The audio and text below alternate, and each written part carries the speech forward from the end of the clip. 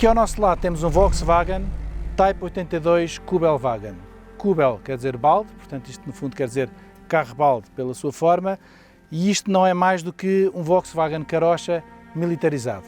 O Volkswagen Karossa foi apresentado em 1938 pelo Ferdinand Porsche, mais tarde fundador da marca Porsche, mas logo em 1939 arranca a Segunda Guerra Mundial e com o início do conflito a interrupção dos Volkswagen Karossa civis é imediatamente interrompida e substituída pela produção tanto do Volkswagen Kubelwagen, que temos aqui, como a versão Schwimmwagen, que era a versão anfíbia.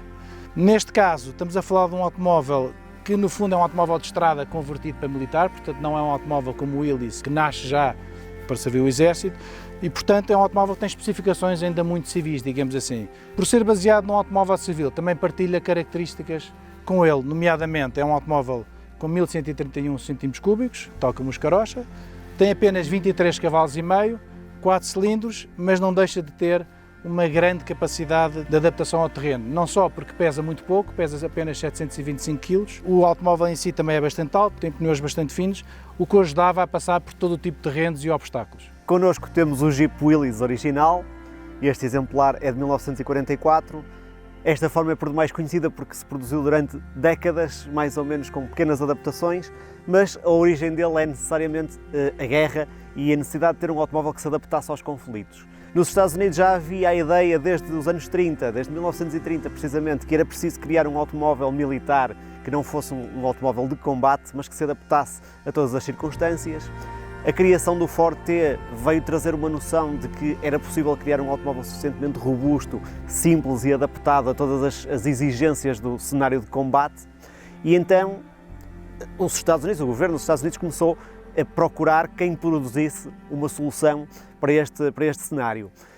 Na realidade, já só próximo da Segunda Guerra Mundial e no rebentar do conflito é que o automóvel começa a ser desenvolvido a um ritmo sério, é lançado uma espécie de um concurso e na altura a gênese do automóvel vem um bocadinho da Inglaterra, porque em Inglaterra já havia a ideia de adaptar o Austin 7 ao combate, porque era um automóvel muito simples, fácil de transportar, muito leve. O ser fácil de transportar era essencial para poder trazê-lo num caminhão, num avião. De maneira que em Inglaterra já havia esse desenvolvimento, mas depois, com a dissolução do projeto, uma empresa americana, a American Bantam, acaba por comprar parte desse projeto e começar a estudar essa solução. De maneira que quando o concurso é aberto, eles estão um bocadinho na liderança. Harold Christ era o engenheiro responsável pelo projeto, já tinha uma noção muito final do que deveria ser este automóvel, já tinha os projetos e quando os Estados Unidos abrem o concurso, estabeleceram metas muito difíceis de cumprir, nomeadamente 45 dias para apresentar o primeiro protótipo e depois 70 dias para apresentar 75 exemplares concluídos. De maneira que nem todas as empresas tinham condições para concorrer nestas condições. A American Bantam teve dificuldade e então não tinha capacidade de produção. A Ford e a Willys candidataram-se à produção também.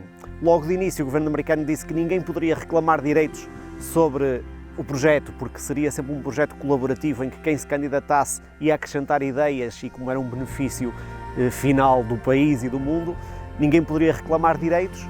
No fundo, a Ford e a Willys aproveitaram um bocadinho o trabalho que já estava feito, foi-lhes apresentado o projeto da American Bantam e eles desenvolveram-no naturalmente, não o usaram tal e qual como estava, evoluíram o projeto, mas beneficiaram um bocadinho desse trabalho que já vinha feito. E depois sabe-se que foi produzido em larga escala até se produzirem 600 mil exemplares do Willys, feito em muito maior número do que o Kubelwagen, o seu grande rival. Este é o Type 82, anteriormente havia o Type 62, que foi o protótipo, estreou-se na campanha da Polónia, logo em 1939, em setembro, e foi um sucesso. O carro provou logo ser bastante fiável, bastante adaptativo ao terreno, se fosse muito bem de todo o tipo de terrenos mais traiçoeiros e a partir daí fez, como era normal, uma evolução para o Type 82 que temos aqui, que tinha algumas melhorias de performance, conseguiu reduzir a velocidade mínima de 8 para 4 km, isto é uma coisa que pode parecer estranha se pensarmos num carro normal, mas essa é a velocidade necessária para poder acompanhar tropas a andar a pé e mais tarde vieram-se a produzir, obviamente pelas limitações que depois surgiram na indústria alemã, apenas 50 mil exemplares. mais 5.000 de Schwimmwagens, anfíbios. Aliás, o Kubel ainda fez os 55.000, porque fez cerca de 51 e qualquer coisa, e depois foram feitos mais 2.300 ou 2.000 e qualquer coisa Kubelwagens para o exército inglês a seguir à Segunda Guerra Mundial, que é muito curioso. Reza a lenda também que este carro, por ser tão leve, um dia salvou a vida do general Rommel em África. Entraram num campo de minas sem ter percebido, o Horsch, que vinha atrás do general com as malas dele, rebentou, pisou, uma mina explodiu. Este carro, por ser muito leve, não detonou uma mina, e reza a lenda que Rommel, de volta a Berlim, foi a Ferdinand Porsche agradecer pessoalmente o carro dele, a sua criação, ter salvo a vida.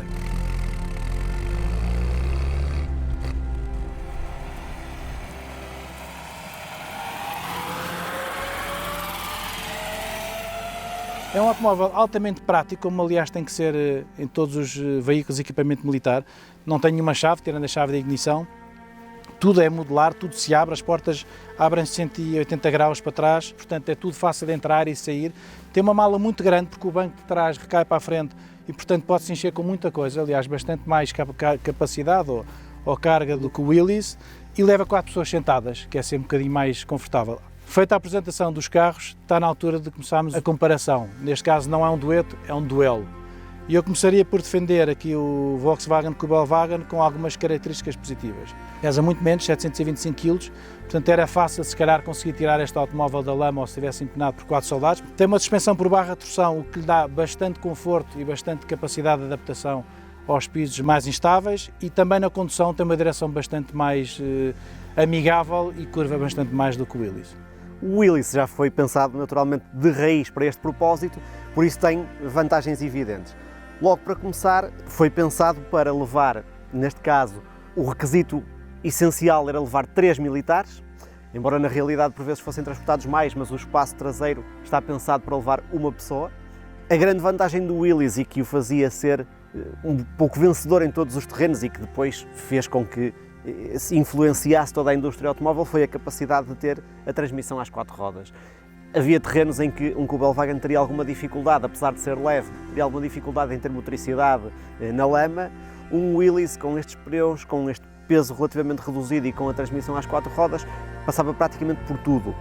Além do mais, tem a caixa de redutoras, portanto uma caixa mais curta que lhe permitia superar inclinações muito grandes. Tudo isso fazia parte dos requisitos iniciais, embora não houvesse nenhum modelo de referência, mas já se tinha pensado nos ângulos de ataque e de saída, ou seja, a inclinação de parede que as rodas conseguem encostar para começar a subir, o vão, ou seja, se algo pode fazer o automóvel ficar pendurado, era preciso que tivesse uma grande altura ao solo para evitar isso. E também havia outros requisitos iniciais. No primeiro caderno de encargos exigia-se que o automóvel não tivesse mais do que 90 cm de altura.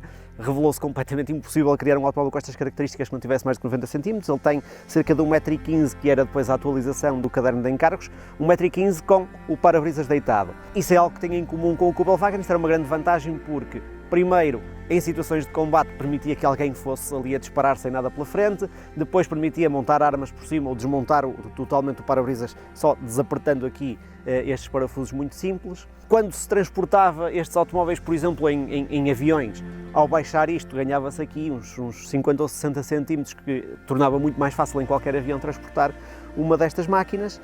E depois havia outras características, nomeadamente a distância entre eixos não podia superar 1,90 m, por causa do tamanho total do veículo e também pela sua capacidade, quanto mais curto ele fosse, mais facilmente superava obstáculos. Outro requisito inicial, impossível também de cumprir, era o peso máximo. Tinha-se definido um peso máximo de 560 kg, naturalmente não era possível criar um automóvel de tração às 4 rodas com essas características.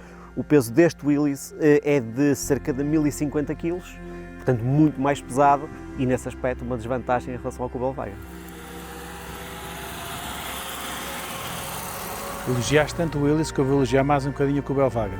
Tem este formato à frente inclinado que parecendo que não fez muita diferença a abrir terreno quando se tinha que desmatar, ou terreno um bocadinho mais atulhado, ele ajudava a furar e nas subidas e descidas abria um bocadinho o caminho ao próprio carro. E depois uma característica que já era do Volkswagen Karossa, mas que deu muito jeito durante a guerra, tanto em África com muito calor, como na Europa de Leste, na frente de leste, é que o automóvel é refrigerado a ar.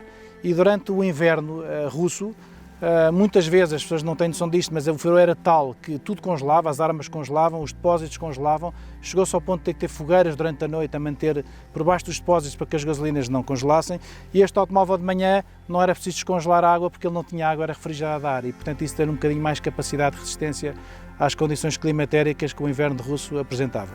Uma das características dos automóveis militares era a sua adaptabilidade. O Willys podia ser usado sem os bancos atrás e transformado mais ou menos em pick-up. Havia 2 ou 3 versões diferentes e havia depois todos os suportes para armas e tudo mais. Há algumas desvantagens, nomeadamente esta pequena distância entre eixos e as necessidades de carga fazem com que o espaço para o condutor seja muito reduzido, sendo difícil de imaginar um militar fisicamente bem desenvolvido a conduzir o Willys, porque os pedais estão muito perto do condutor. Mas a verdade é que a versatilidade era muito grande e a engenharia por trás do Willys não deixa de ser surpreendente, porque hoje conduzimos isto e toda a precisão da caixa, a forma como funciona a direção, curiosamente proporciona grande prazer de condução, e não é por acaso que depois, ao longo dos anos, este Jeep se tornou um símbolo de liberdade, no fundo, apreciado por todos e que foi tendo diversas versões atualizadas até se tornar muito civil e muito até refinado. Ainda hoje vemos esta forma em automóveis atuais da Jeep. Uma das particularidades engraçadas deste comparativo é que realmente nós associamos o Volkswagen ao lado mau do conflito militar, e a verdade é que ele tem um ar quase sinistro, ao passo que o Willys, apesar de ser um automóvel de cenário de guerra, tem um ar muito simpático e acaba por ser muito engraçado este contraste. Uma das coisas que caracteriza os Willys é a decoração, que já todos conhecemos. Uma particularidade interessante é que a partir de determinada altura do conflito, a partir do desembarque na Normandia, o automóvel antigamente era decorado só com a estrela, mas por causa da semelhança que à distância e através de um ataque aéreo, a semelhança que podia haver entre a estrela e a Cruz de Malta, que decorava veículos militares alemães, acabou por se criar este círculo à volta para evitar que fosse confundido e que se pudesse atacar um veículo amigo.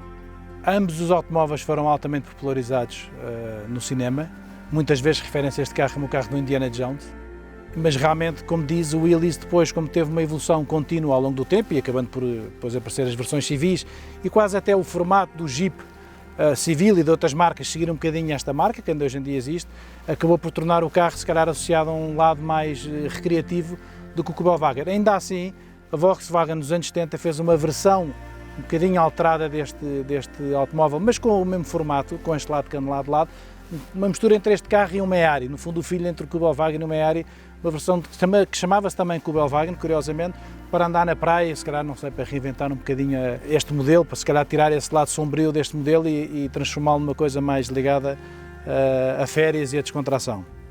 Dito isto, esse automóvel, como disseste, foram produzidos 650 mil, este apenas 50 mil.